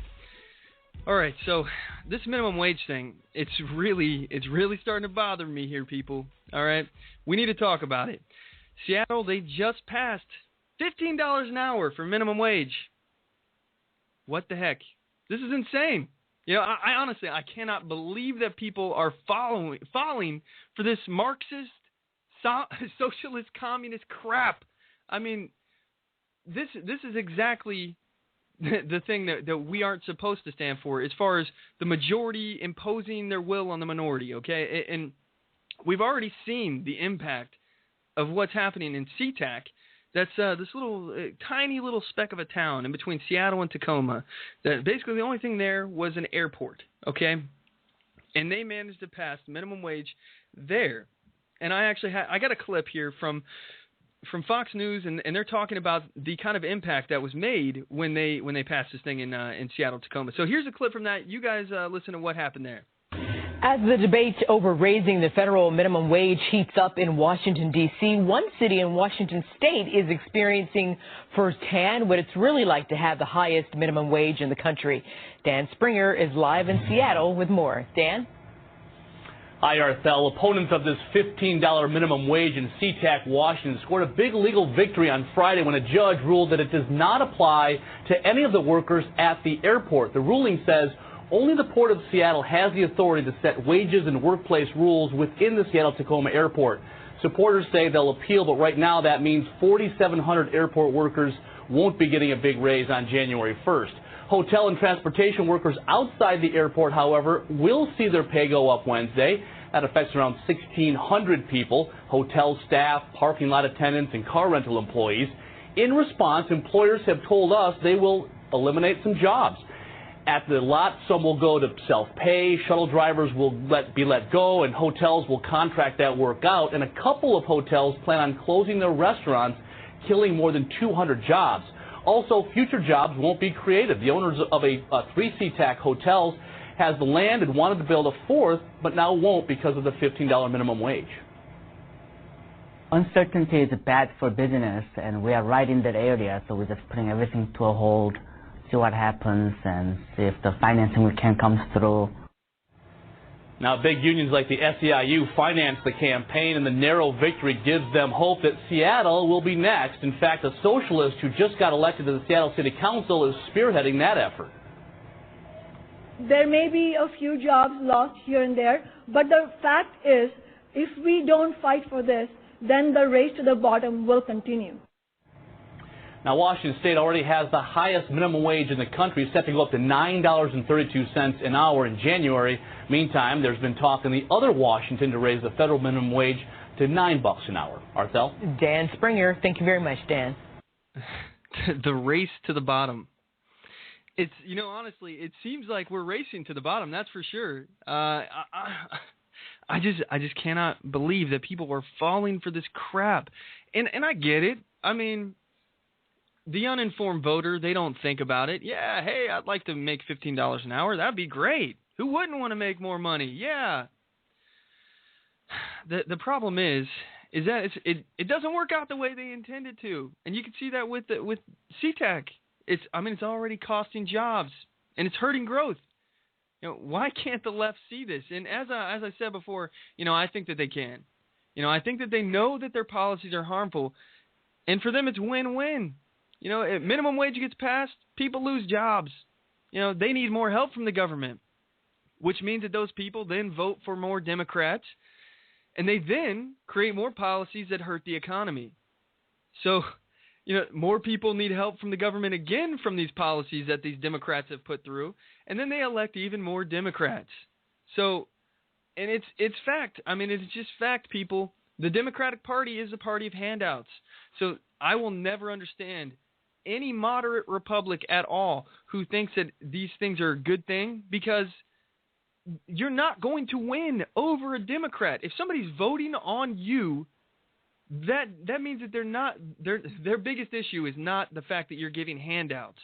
If they vote for a Democrat, it's very likely that's the reason why they're voting for them, is because, hey, that guy he gives me welfare, or that guy gives me food stamps, or that guy he wanted me to have longer unemployment insurance coverage. Oh yeah, or hey, that guy he wanted me to have $15 an hour. Next it'll be that guy wanted me to have $20 an hour. Where does it stop? $20 an hour? $30? Why not make it $100 an hour? Okay? Really, we're Americans. There's American exceptionalism, right? So we're worth it. Everyone in America is worth at least $100 an hour. And by the way, if you were listening earlier in the show, I told you guys that I went to this communist, Marxist, socialist, anarchist meeting. It's May Day. It's a big old protest down in Portland, all right?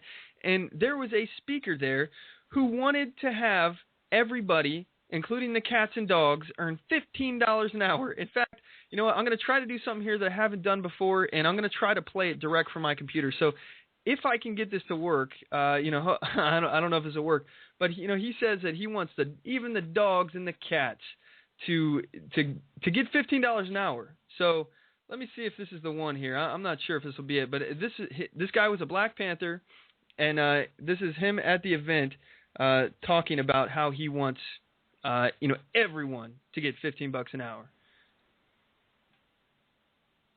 Welcome to On the Move.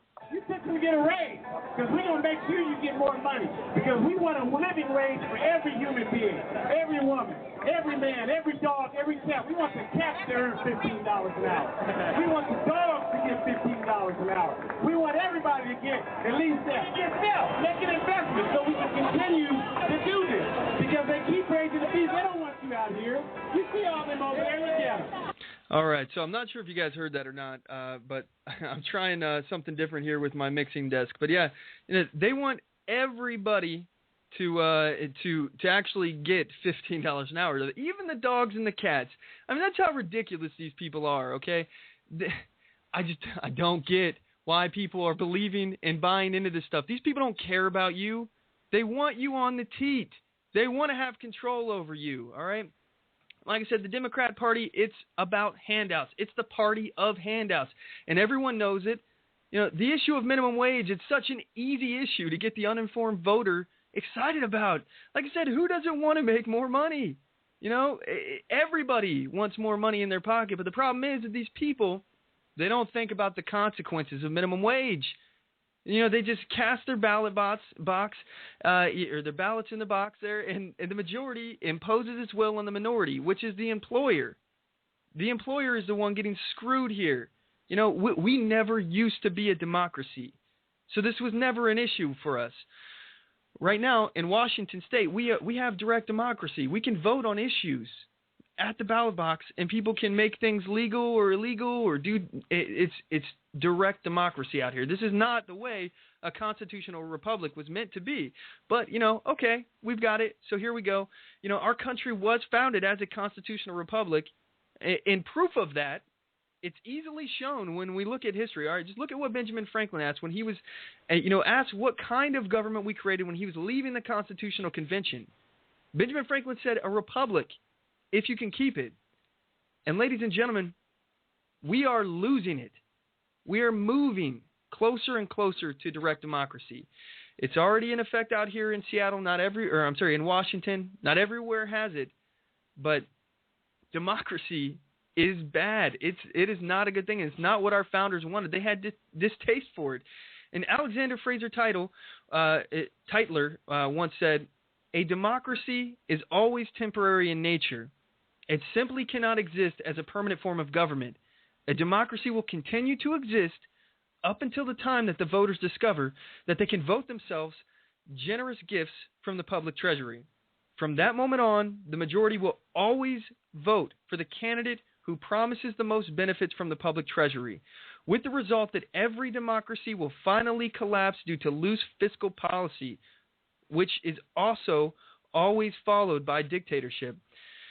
And we know that Karl Marx, the father of Marxism, socialism, and communism, he said democracy is the road to socialism. Thomas Jefferson once said democracy is nothing more than mob rule, where 51% of the people may take away the rights of the other 49%. I could go all day. Seriously, I could go on all day about quotes on democracy from our founding fathers. Benjamin Franklin said, democracy is two wolves and a lamb voting for what to have for lunch, and liberty is a well-armed lamb contesting the vote. Are you starting to get my point? We are not a democracy. We were never intended to be one, and our founders had nothing but distaste for democracy. We were established as a constitutional republic. We elect our representatives to vote for us, and if we don't like the way that they vote, we vote them out of office. We replace them with someone who we like. All right, we have lost so much of the Republican form of government, the Jeffersonian Republican form of government. We're losing checks and balances and establishing this weird authoritarian democracy that was never intended, okay? We have regulations coming down from executive orders or executive branches like the EPA. This wasn't an act of Congress. These things are being passed on by people that we never voted for. They were appointed by the executive branch. How is this affecting us every day in our life? How can the EPA regulate things and actually have that enforced by law enforcement and then us get taxed on it through other things? I mean, this is not the way that it was meant to be. Just look at the Anti-Federalist Papers, people.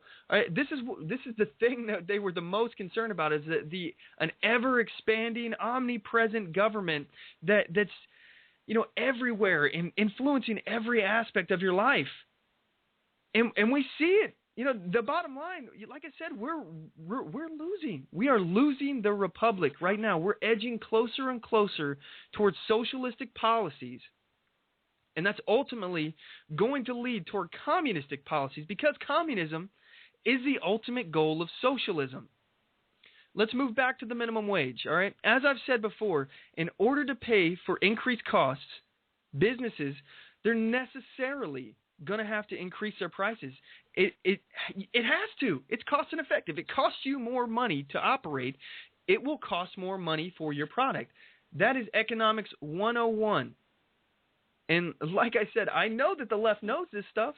I know they know, because they're not stupid. In fact, a lot of these people are really smart, and I wish that they were on our side, because I guarantee you they could help. But they are not. They're on the other side, and they're trying to twist and manipulate and make people think things that aren't true as fact. Look, the fact is, if things cost more money to make, it costs more money to make. That means that you have to spend more money to buy it, okay? And these employers, they're not going to eat the cost. They're just not. They're not going to eat the cost. They will pass it all along to the consumer. So your money that you may or may not be getting now as $15 minimum wage, everything now costs more. So not only that, but many of the people won't be able to afford to pay all their employees at $15 an hour, which will result in layoffs, or even people going out of business if they can't even afford it at all. I happen to know for a fact, I know several small business owners in Washington State and Oregon State, and they've said that if $15 hour minimum wage comes to this state, they will have to leave. They could not afford to do business in those states at $15 an hour. I mean, especially when you have labor forces, when you're talking about labor, unskilled labor at that, there comes a point when you just can't afford to operate, and it doesn't make sense for you to do business in a state. So you have to leave. So what happens to that state? Now they've lost those jobs. All right, let's talk about minimum wage jobs. First of all, they're not meant to be careers. McDonald's is not your career. Okay, and if you are working at McDonald's and you're trying to be a manager, okay, all right, but I guarantee you're not getting minimum wage as a manager, are you? No, you're probably not. So McDonald's at minimum wage, a McDonald's cashier should not be your spot, your goal in life, as a career. And if it is, then you should come to the reality that it's not meant to be a career, or at least not provide a living wage. And by living wage, you shouldn't be able to provide for your entire family with that one job. And why is that? Well, because there's no skills needed to start at that job. Somebody from high school can come get that job, no work experience, no high school degree. I think that you can get a part-time job there, even as like a 16-year-old kid. So how, as like a 40-year-old man or something, is that supposed to be a job that's going to provide you and your family everything they need? Think about that. It just doesn't make sense. It's a stepping stone. It's a job for kids and low-skill laborers to gain job experience that they can take to a better, higher-paying job. And don't get me wrong, these jobs are important, but being a cashier at McDonald's, it should not be your permanent career choice. And if you're content with that, then you should be content with not earning enough to live off of. These kind of jobs are meant to teach people skills that they can either take with them to another company, or they can utilize with the same company by moving up in that managerial position. Now you're not making minimum wage. Congratulations. So now you're moving on up. You're moving in the company. You're making more money. You've got some skills. Maybe the company thinks that you'll more of a benefit to the company in another location making more money. So this is all free market concepts right here. What happens when the government gets involved and they start saying, hey, you have to pay this guy this much? People end up losing jobs. And here's what the advocates for minimum wage don't see. If McDonald's is forced to pay their employees, more like minimum wage or $15 an hour or whatever it is, okay, their products cost more, okay? So, if if this process extends, state or nationwide, okay, you're going to see some kind of like ripple effect, all right? So for example, let's say, right now, for example, the national minimum wage, I believe it's $7.25 an hour. So if a burger sells for $6 an hour when the employees are paid $7.25 an hour, that same burger would cost at least $12.41 to purchase when employees are paid $15 an hour. $12.41. So are you really prepared to pay almost $13 for a burger? $13? Of course you're not, especially if you didn't get a pay increase. Okay? The minimum wage actually decreases the buying power of the dollar. Even worse than that is it's actually giving everyone who is already making minimum wage above minimum wage, a huge pay cut. So let's say you're already making $15 an hour, okay? These people, who they've already earned their way out of these minimum wage jobs.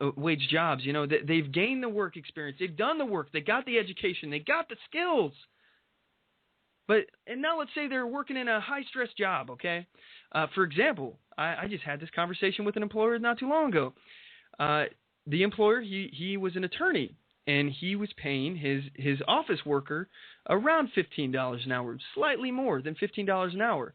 But the job is very, very stressful in a law firm. Imagine the amount of stress that's in a law firm.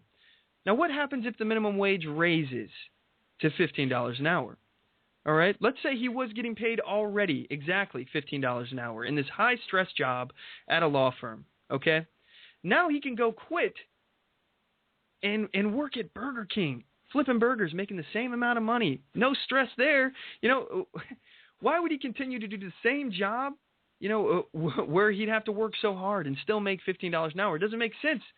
So necessarily, this employer is going to have to raise the price to this guy or lose that job. He could potentially have to lose that position and have somebody fill in the gaps. This is the problem with it. It's totally screws up. In the minimum wage, it's going to price people out of the market too. So let me just be clear, and I apologize to people who are offended by this, but you know what? If I haven't offended you yet, I'll get around to it. Trust me. So, there are some people out there that just are not worth $15 an hour at a particular job. I'm sorry if that offends you, but if I hire you to mow my lawn and you're slow and lazy, I'm not going to pay you as much per hour as a guy who's, Johnny on the spot. He's fast. He's a hard worker. I'll pay him more because he gets the job done quicker. I get more work out of him, especially if he has a positive attitude. These are all things that employers look at. So this actually prices people out of the market. If I'm looking at you and you're lazy and, I'm like, I give you $8 an hour, but I'm not going to give you 15. You have no skills. I'm going to have to teach you how to do the job or something like that. All these things go into it. So some people just are not worth $15 an hour, period. Just some people aren't. So let me give you an example here. You have a situation where people enter into a mutually beneficial agreement. Okay, so let's say I am trying to work for you, okay? I say, hey, I'd like to, work at your job there. And you're like, okay, well, I'll hire you, but, I want to hire you for $8 an hour. And I look at the job and I'm like, okay, I guess it's worth $8 an hour to do that job. That should be okay. I've accepted the reasons or the risk of whatever the job is, and all the challenges that come with the job, and I look and say, yeah, that's worth it. That $8 to me is valuable enough for me to do that job. Maybe at $6 an hour, I would say no, but $8, yes, I'll do that job. So now the government steps in and they say, no, Mack, you can't do that job. That guy has to pay you $15 an hour. And I'm like, well, hey, wait a second. Hold on. $8 is cool with me. And the employer says, whoa, hold on. I didn't say I'd pay 15. I'd only pay 8. So now, I'll just do the job myself, or one of my other employees that I have here that now I'm forced to pay $15 an hour. He's going to be doing double the amount of work now because, now I have to get double the amount of work out of him because I can't afford to just pay him what I was used to. Anyway, there's nobody that wins in this situation. No one, not even the government, wins in this situation. And let me explain why, okay? First of all, I lose out because now I can't do the job. I'm priced out of the market. My skills weren't valuable enough for this person to pay $15 an hour. So now I don't have a job. I'm out of luck. I would have been happier just getting that $8 an hour job because at least I'm making an income. But also, that employer lost out. He lost out on a mutually beneficial relationship right there, business relationship where he could have paid $8 an hour for labor that he needed to have done. So now he's got to take somebody else out of something else, and do that job, or do it himself, or do without. I mean, these are all important things. But thirdly, even the government lost out. Now there's no income being made. There's no tax money coming in. There's no economic movement. There's no money being spent in the economy. These things are all, it's a lose-lose-lose situation. The minimum wage hurts everyone. There are no winners and everyone loses. The minimum wage is a progressive idea. The progressives, they're the ones that started this crap. And by the way, progressives are socialist, communist, Marxist. None of this stuff is new. They just changed their name. That's all they've done. They've changed their name. They're liberals. They're socialists. They're communists. They're Marxists. Now they're progressives. Hey, yeah, they keep rebranding themselves. So anyway, they created this idea to spread around the wealth, and it's socialism. It's socialism at its best or worst, I guess, depending on how you look at it. But it punishes the successful. It kills jobs. It destroys businesses. It makes America less competitive. It devalues the dollar. And it does not bring people out of poverty. In fact, it only ensures that everyone, and I do mean everyone, is equally impoverished. So anyway, at this point, I'd like to reintroduce you to somebody that I've really enjoyed listening to before, and his name is Milton Friedman. He's an economist from back in the day. And he always has some really, magnanimous views. All the stuff that he does, and this is, I believe it's from the 60s or 70s. All this stuff you can look, and it still applies today. So anyway, this is Milton Friedman on the minimum wage, and here's a clip. Because the fact is that the programs that are labeled as being for the poor, for the needy, almost always have effects exactly the opposite of those which their well-intentioned sponsors intend them to have. As an example, what are you referring to? Let me give you a very simple example. Take the minimum wage law. It's well-meaning sponsors. There are always, in these cases, two groups of sponsors. There are the well-meaning sponsors, and there are the special interests who are using the well-meaning sponsors as front men. You almost always, when you have bad programs, have an unholy coalition of the do-gooders on the one hand and the special interests on the other. The minimum wage law is as clear a case as you could want. The special interests are, of course, the trade unions, the monopolistic craft trade unions in particular. The do-gooders believe that by passing a law saying that nobody shall get less than $2 an hour or $2.50 an hour or whatever the minimum wage is, you are helping poor people who need the money. You are doing nothing of the kind. What you are doing is to assure that people whose skills are not sufficient to justify that kind of a wage will be unemployed. It is no accident that the teenage unemployment rate, the unemployment rate among teenagers in this country, is over twice as high as the overall unemployment rate. It's no accident that that was not always the case. Until the 1950s, when the minimum wage rate was raised very drastically, very quickly, teenage unemployment was higher than ordinary unemployment because, of course, the teenagers are the ones who are just coming into the labor market. They're searching and finding jobs, and it's understandable that on the average they would be unemployed more. But it was nothing like the extraordinary level it has now reached. It's close to 20%. Why? Because the minimum wage law is most properly described as a law saying employers must discriminate against people who have low skills. That's what the law says.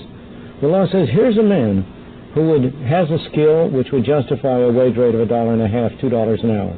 You may not employ him. It's illegal because you have to. If you employ him, you have to pay him $2.50. Well, what's the result? To employ him at $2.50 is to engage in charity. Now, there's nothing wrong with charity, but most employers are not in a position where they can engage in that kind of charity.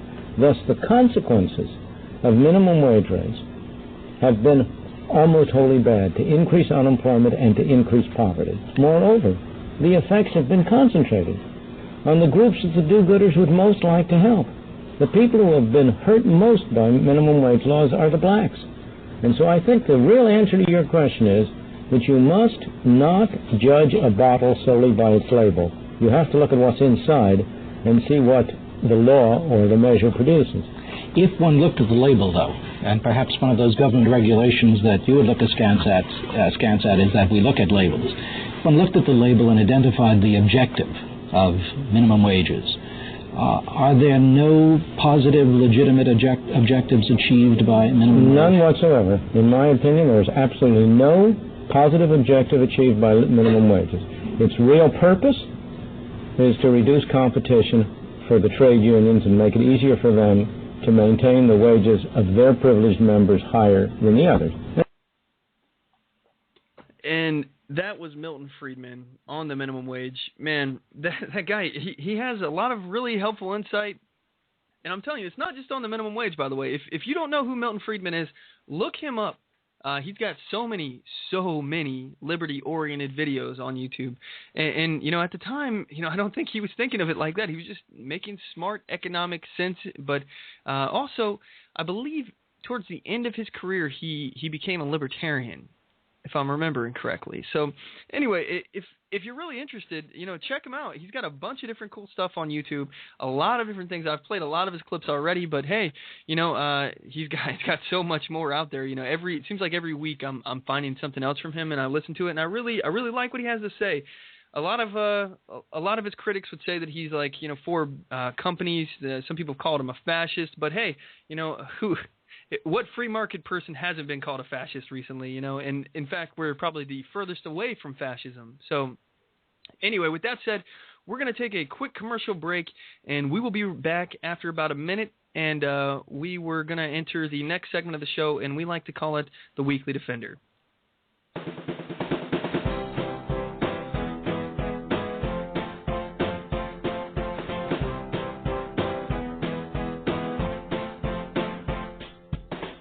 Support On the Move. Help us make this podcast bigger and better.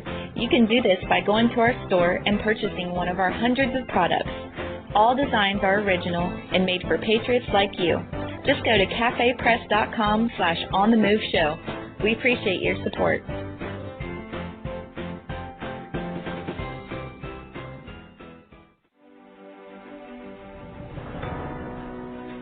Hi, I'm Latasha Worley, and I work with candidates to creatively and effectively communicate their message to voters. I offer professional graphic design services, from yard signs to flyers, from logos to vehicle magnets. Email me today at latashaworley@gmail.com. That's LATOSHA Worley@gmail.com for a quote on items for your campaign. And we're back. All right, like I said, this is the my favorite part of the show, everybody, and we like to call it the Weekly Defender. Here we go. And now it's time for the Weekly Defender. You have the right to defend your life, the right to defend your family, and the right to defend your freedom. All right, this is a segment of the show where we report about armed citizens in the news who have used their firearms to defend their family, their property, and or themselves. So our first Weekly Defender we found on the Columbus Dispatch. And, you know, I found this kind of interesting. It's a small world. Anyway, an armed robber in Columbus, Ohio, which is where I used to live, by the way. I grew up there, forced Kenneth Owens to hand over his wallet and then forced Owens to accompany him by car to an ATM. As Owens was in the vehicle headed to the ATM, he drew a gun and shot his attacker, killing him.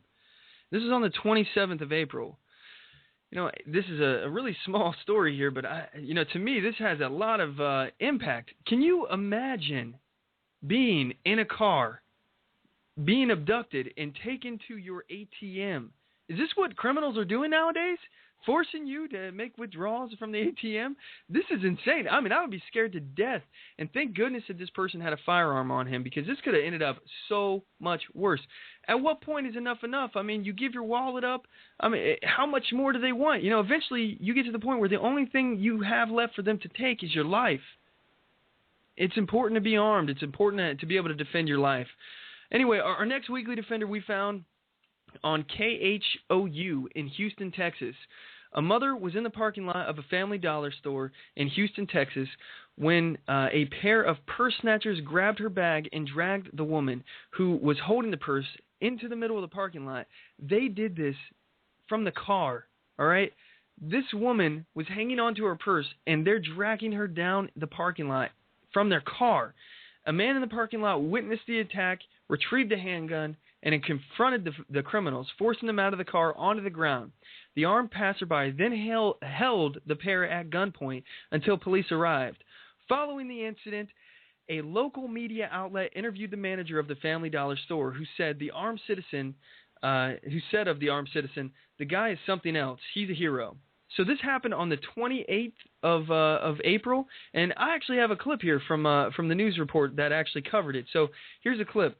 To the Good Samaritan who pulled his gun to stop a robbery in the middle of a crowded parking lot. Our Rex Russell is live with the story which was caught on camera. Rex?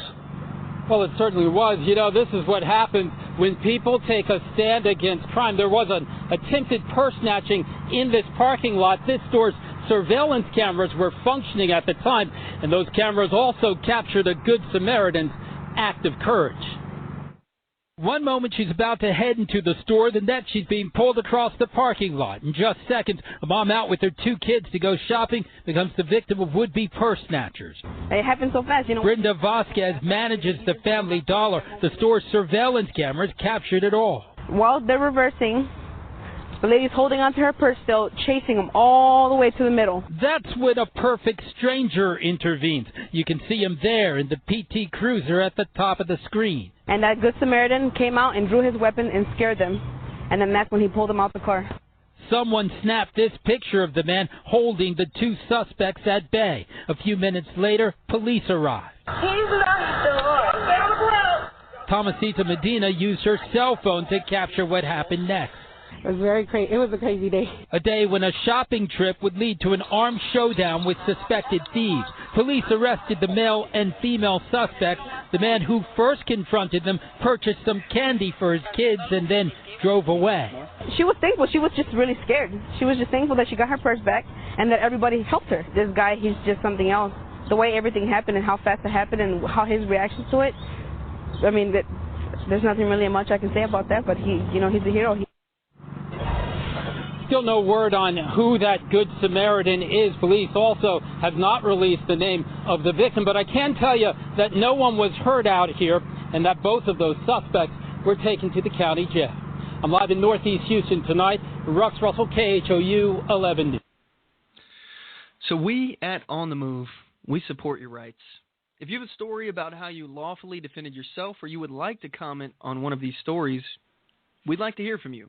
Give us a call. The number to the show is 619-924-0986, or you can email the show at talk@onthemoveshow.com. And we'd be more than happy to read your story live on the air. And probably not going to be on this show here. We only got about 8 minutes left, but be more than happy to read it off on the next one.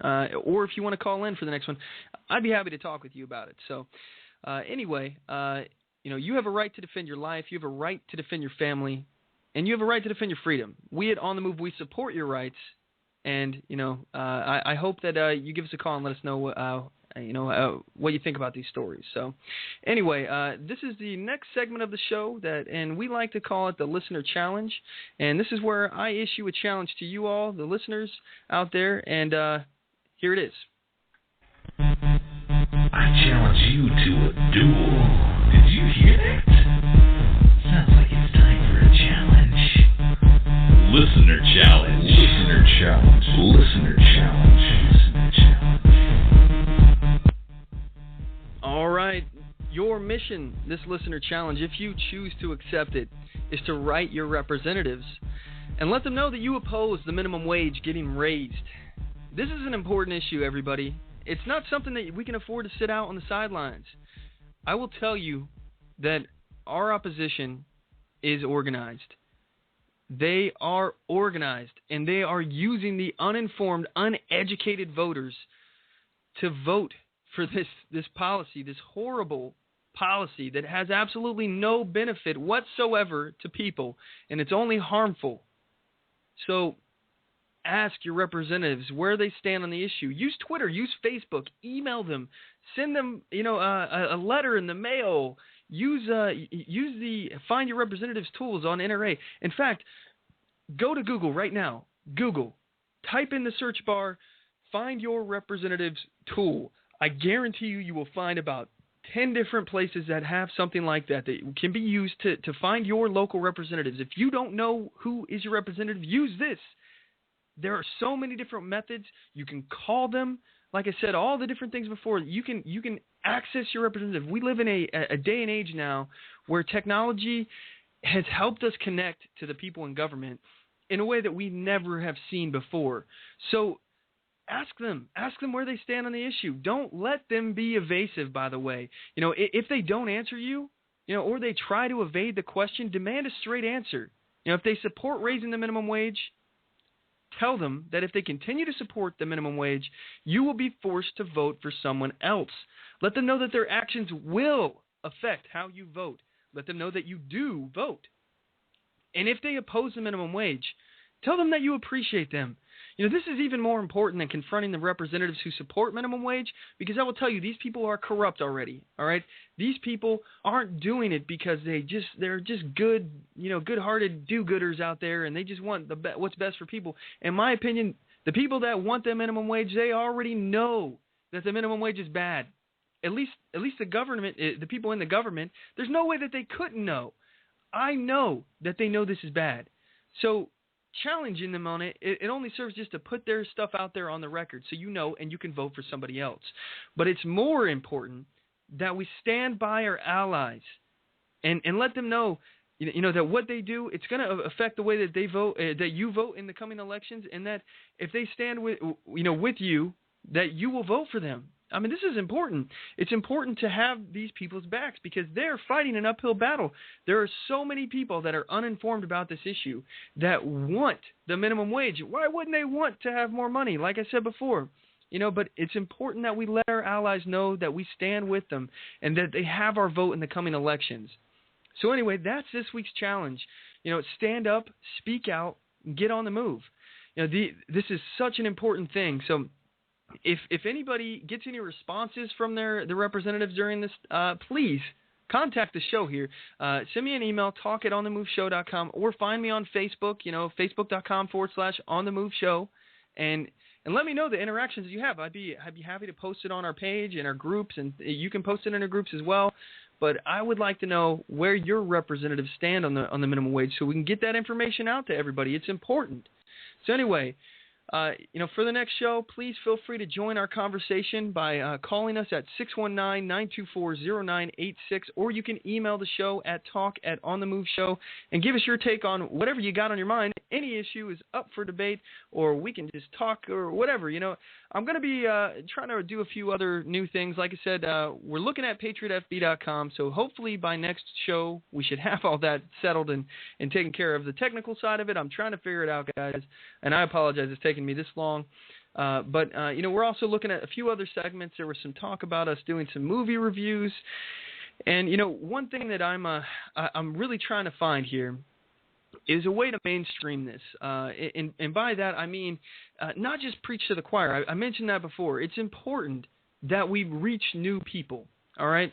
And not just to get the show bigger and better. I mean, that's all great and everything. But it's important that we reach a different level, a different audience out there. Because preaching to the choir is great and all, and it helps us refine our arguments and get better at our debates and things like that.